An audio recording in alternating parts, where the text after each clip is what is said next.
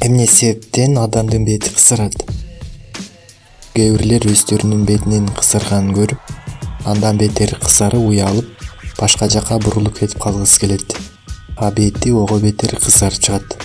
Эгер ал адамды дайыма шылдыңдаса, ал адам түнтү болуп калат. Балким ал адамды жаштыгында чоңдор абдан көп уялтып урушкан болушу да мүмкүн. Бетинин териси назик, сезимтал болсо да суукка, ысыкка тез эле кызарып чыгат. Мындай беттерди косметологияда аралашма бет дешет. Алардын бетинин Т бөлүгү майлуу, бетинин ортосу кургак жана назик болот.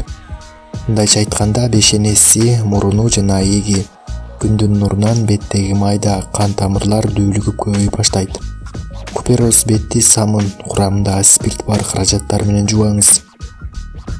Эгер бир учурашууга же маанилүү жакка баратсаңыз, бирок бетиңиздин кызарганынан уялып атсаңыз, анда бетиңизди көк чайды демдеп, аны муздатып жуусаңыз болот. Арчыбай кургатып, кийин кызарган жерине табигый спиртсиз майды өтө аз чука кылып сүйкөп коюң. Бул процедурадан кийин бетиңиздин дүүлүгүп кызарганы түбөлүккө болбосо да жоголот. Туура тамактануу да маанилүү. Өтө ачуу тамактарды көп жебеш керек. Жесе да аз өлчөмдө жеп турса болот. Кофе, коюу чай да беттеги майда тамырларды дүүлүктүрөт.